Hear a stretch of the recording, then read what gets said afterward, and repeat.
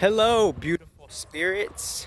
Today, in this clip, what is a more refreshing way to look at modern astronomy slash astrology? Astrology being something of a yin yang, and astronomy being a yang yin. What do I mean by that?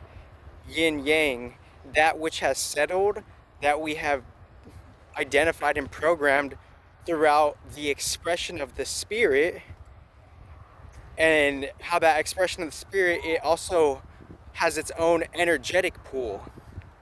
So within that, I'm going to take a seat right here and seeing our different relationships and pre-springings of why we are the way we are is based on how we always have been doing what we've always been doing. It's just a different energetic exchange and a resubmission of how we're getting energy credits based on what we could handle with the planets. So on a more neutral note, on a more neutral tone, rather than just hearing things and it going through one ear and out the other and interpreting it in a way that's dry and kind of deflated, we're going to inflate it and infuse it with not just the wind, but a different type of wind, and hopefully a more well-rounded synergy of elements. Because the similarities and the resemblances and the vested interest of all the planets are in such a way that they are signatures of themselves based on what they have been positioned in and from, and where they have landed, and what their trajectory is as far as, you know, their course throughout the sky. So the resemblances of the planets, we can all agree that they are bodies of energy, and they are something of an energetic object that has a ratio of density that is more solid or more, ethereal, which is, the plasmic nature, which has different natures, the liquid nature, which has different natures, and the gaseous nature, which has different natures, obviously, and then the solid, which has different natures. But within that, the resemblances and the similarities of the planets are they are bodies of energies, and they are objects within themselves.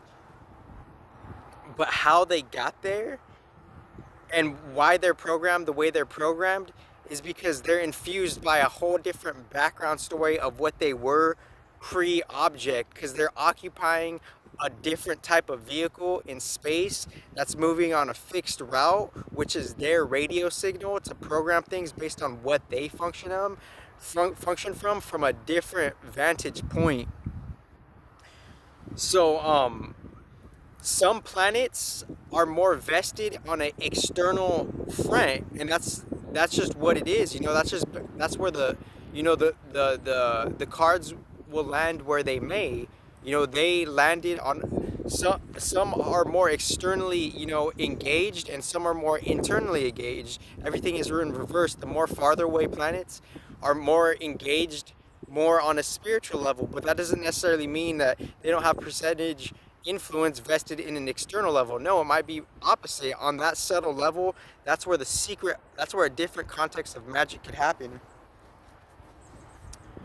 And this is just for the fluidity of a different type of bliss, because bliss is ultimately cultivated from new insight, new engagement, new participation. So, obviously I look how I look, I sound how I sound, but that's not the point. The point is there's similar functions within the planets, and there's different functions within the planets, and the similar functions that they have is they all have some type of different vantage point of a vested interest within the spreadsheet of the solar system, and how the earth is like kind of working, and their influences on the earth. So whether it's like kind of realizable or not, that there's orbits within orbits within orbits. One of those things where the obvious isn't so obvious, but now it could be, and now it could be engaged and like aligned within, using the constructive mentality to kind of give what your body already knows, your unconscious body knowing everything, but on a dormant level. The body knowing it all, but it's on an energetic, underdeveloped level, not good, not bad, and it's being energetically on a frequential level reminded, perhaps based on the constructive insight it has, and not using the constructive insight in a detrimental way, because we could use intelligence in like a constructive way or a detrimental way, and we don't necessarily realize what's the best optimal way for our vessel the to have a partnership with the intelligence for the sake of longevity. So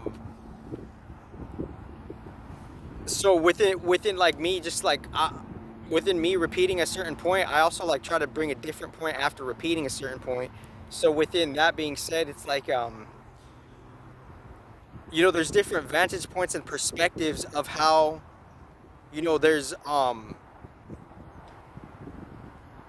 there's different vested interests on, how they're seeing the earth develop based on in the now time, and based on how things are already set up on a different mechanical level, energetic mechanical level, being, the positionings in the starships, the quote unquote planets, the objects, the material object manifestation of the spiritual planets, the objects of the planets.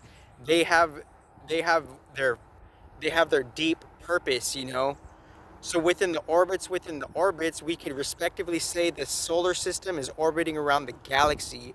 And as the solar system is orbiting around the galaxy, the sun being the beacon of this solar system on one standpoint respectively, is something of a threshold based on how the solar system is pointing to a certain part of a micro galaxy, and that micro galaxy having a different octave of the constellations. So if the sun is in Virgo right now, the solar system is in a certain micro aspect within a certain neighborhood of a micro galaxy in a different octave tier of Virgo. So within us receiving the life force energy of the constellation Virgo, the earth was always in Pisces. So the earth is the one being influenced. Astrology, astronomy, the earth is the one being most impacted to us humans because we're on the earth. So since we're on the earth, there's different nuanced thresholds that are between the earth and the sun. And the thing that's in between the earth and sun respectively, you could say in a different vantage point, and how they all intervene is all the different planets, based on how there's like a different communication and transmission with all the different planets on a subtle to non-subtle level as you grow from 0 years old to 84 years old. As you know, but obviously things are enhanced and different within the anomalous times, because like different planets are revealing their amplification. So a certain energetic chakra, like an earnest chakra, wherever that is for you, it could be more enhanced, and the earnest house, wherever that is for you, that could be received differently. Earnest houses being respectively like the 8th house and the 11th house, Aquarius and Scorpio, because if I'm not mistaken, Uranus is exalted in Scorpio for whatever reason, but that's like a whole different story. These planets have big wavelengths. There's big wavelengths of how we forget what their purpose is in our life, and how we remember for whatever reason. So within that, the orbits within the orbits, what's in between the sun and the earth is the moon. And the moon technology, based on the life force constellations, like the life force being kind of arrayed and like kind of radio scopified from the Virgo constellation, the sun being in the Virgo constellation, the Virgo constellation beaming the life force from how it's programmed on different levels to feed the earth, on Pisces, in the Pisces realm, and the moon being a micro technology of how through we're being fed the life force energy of Virgo, which another take of Virgo could be is like finding how you work, finding your routine, finding your physiologicalness within everything, within the illusions, within the narratives, all that jazz, finding yourself or not, or somewhere in between, because we're resetting ourselves on what works for us within the rigidities of the system, which is the astronomy, astrology, and a new take of it. So within that, the whole time, what's the two most paradoxical planets on an external level that are most engaged and interactive with the moon is Mercury and Saturn. And I say that because based on like certain like Hindu scriptures I've read, based on like Mercury's kind of like role in like the Hindu astrology respectively, Mercury is closely associated with the moon. And in Western astrology, from my findings, Saturn is closely associated with the moon. So both of them are associated with the moon on an external level on different heights. I would proclude and proclaim that one is they're both like the main like proponents of how the moon is delegated on an external material level, but one's more like a lesser density but still material, and one's more of a grounded base density which is still material. So just think of a line real quick, and from the top, from like in a certain framework, from the top of the solar system on an energetic level, not necessarily like a physical positioning level, but just based on how the constellations are beaming through us, you could look at the sun being on top, after the sun Mercury being right there, after Mercury the moon being right there, after the moon Saturn being right there, and after Saturn the Earth being right there. So Saturn is in between the moon and the Earth because it's restricting and constricting and limiting the moon itself. Even though it's not the moon itself, its function, Saturn's function as itself, is strongly and closely associated with the moon technology. And the moon technology is that which is like fertilizing, enhancing the crops for the season of the conclusion of summer. So the conclusion of summer, that season is being fulfilled on the Earth, and the moon having a micro orbit from Virgo to Pisces on a particular orbit, because the sun's orbit, like, it takes 12 months, 365 days for it to cross the whole galaxy. For the moon, it's like has different periods. It's like waxing and waning phases, like 24 to 28 days respectively, around there. But within that, we're like, something's like there's a season that's being fertilized for the Earth, and how it's being fertilized, it's through the life force of how we're finding ourselves on a material physiological level. How we want things to be the way we want them to be based on our physiological bias. Virgo, can this be perfect or not? Possibly, but you need to be more well-rounded, have more faith, more everything. So within that, but like, just because those planets are like more externally, materially engaged with the external affairs, that doesn't necessarily mean they have their own share of internal affairs. And the more farther off planets that are more spiritually internal, that doesn't necessarily mean they could have some engagement with the external material reality themselves. It just depends on like how their function within the planet, within their body of objective energy, is reawakening within this time, for however that's reawakening.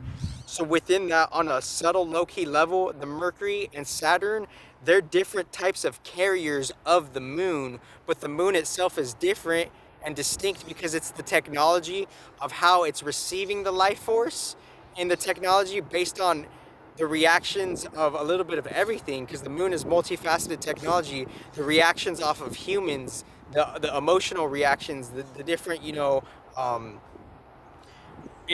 different transits of how the reactions of like even the planets respectively. The moon is carrying all that, but like on a different material level. If Mercury, that could be on a subtle level, could be synonymous with something of like a quote unquote liquid steel, and Saturn being more of like a solidified field of like coldness respectively, and kind of it being like a winterscape field. the energy and the reserves of the moon are like kind of like given to their banks, you know, on their planetary level. So like the whole point of me saying this is like is just to see like what's being fertilized and cultivated is where our emotions and our reactions are being pointed towards the Pisces constellation. And what the Pisces constellation is really being hit hard with is, you know, how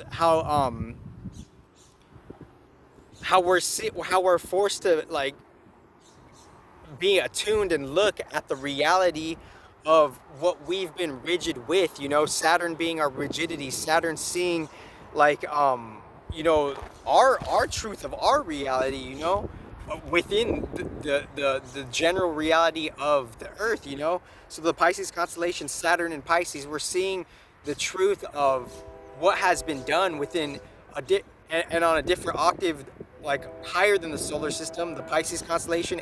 We're getting out of the age of Pisces. We're seeing the reality of like